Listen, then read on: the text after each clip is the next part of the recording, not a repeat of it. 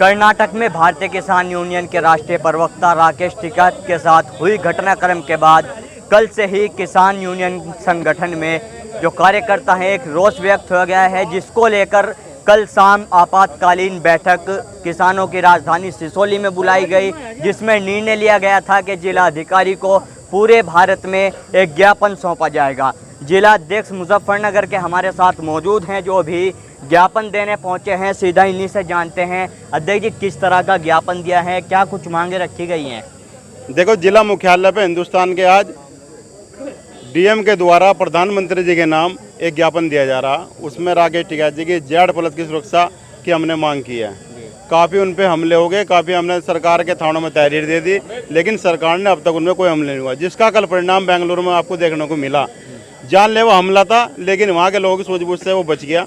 हम इस माध्यम से आपके ये बताना चाहते हैं कि उन्हें Z+ सुरक्षा मुहैया कराई जाए और इस पूरे घटनाक्रम का षड्यंत्र का पूरा पर्दाफाश करके उन लोगों के खिलाफ कड़ी से कड़ी कार्रवाई की जाए, वरना बहुत जल्दी अगर सरकार इसमें आगे नहीं बढ़ती तो भारत का किसान और भारतीय किसान यूनियन बहुत जल्दी इसमें सरखा पंचायत के 1 फोरम में मीटिंग करी जाएगी और उसमें कोई कड़ा निर्णय लिया जाएगा, जिसकी जिम्मेदारी पूर्ण भारत सरकार व उत्तर प्रदेश सरकार की होगी। क्या कारण मानते हैं? अभी आपने जिक्र किया है कि कई थानों में भी आप लोगों ने शिकायत की है, पहले भी धमकी दी जा रही थी और कल जो घटनाक्रम हुआ, क्या कारण मानते हैं आप क्या आप लोगों पर?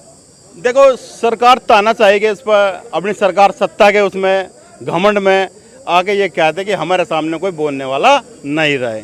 इनके साथ भारतीय किसान यूनियन के खिलाफ आवाज़ उठाती है, जो भी इनकी गलत पॉलिसी होती है उनके खिलाफ हम आवाज़ मुखर करते हैं। सरकार को किसी की भी हो, हमें सरकार से ऐतराज़ नहीं है, सरकार चलाएं, लेकिन अगर किसानों के खिलाफ गलत पॉलिसी लाएंगे तो भारतीय किसान उसका डटकर मुकाबला करेगी। यही बात करने के लिए जो अपनी बात हम कहते हैं, ये बात इनको चुभती है। इसी बात को ले गए संगठन को दबाना चाहते हैं और किसान नेताओं को ये डरा धमका के सोचते हैं अपने घर बैठ जाए, लेकिन नहीं, हमारी जान जा सके पर भारत के किसान की आवाज़ दबने नहीं दी जाएगी, चाहे इसके लिए हमें कितनी भी कुर्बानी दी। भारतीय किसानों में बहुत किसान शहीद हो गए। किसान अभी दिल्ली के जो आंदोलन चला था, 712 किसान उसमें भी शहीद हुए। पहले पता नहीं कितने शहीद हो गए 1987 से। और अब भी अगर कल की घटनाक्रम को देखते हुए अगर हमारे राष्ट्रीय नेतृत्व सूझबूझ के साथ काम न लेता तो उसके आज आपको गंभीर परिणाम पूरे भारत में देखने को मिलते हैं। आपके राष्ट्रीय अध्यक्ष ने कल शाम जो आपातकालीन बैठक बुलाई, उसमें कहा कि अगर ये घटना उत्तर प्रदेश में हो जाती तो अब तक 500-700 लोग मर जाते। ठीक कह रहे चौधरी साहब ने, जितना बड़ा सवाल भारतीय कल किसानों में था इस घटना को लिए, ये घटना कोई कम नहीं है। पूरी सरकार की मंशा थी कि इन पर जानलेवा हमला नहीं, मरवाने की पूरी साजिश है।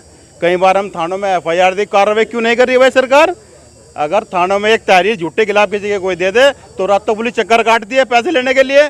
और इतने गंभीर प्रकरण में राकेश टिकैत जी पे कितने हमले हो लिए, कोई कार्रवाई नहीं कर रही, तो कैसे मान लें हम सरकार की इसमें वो नहीं है? ये सरकार कान खोल के सुन ले, बदले की भावना से काम नहीं चलेगा।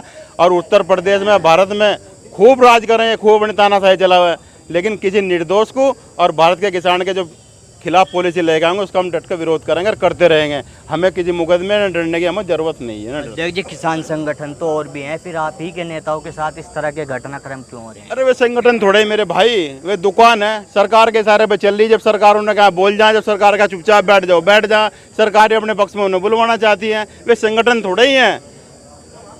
तो संगठन यही तो है जो बैठ के विरोध करता है, जो 3 कृषि कानून वापस 13 महीने में वापस कराए।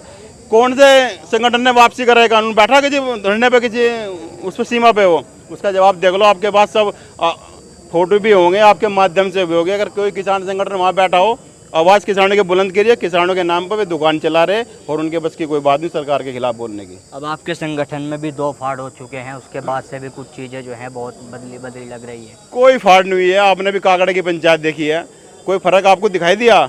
ये समुद्र है, समुद्र में 1-2 बाल्टी अगर चल जाए समुद्र में कुछ फर्क पड़ता है पानी पे?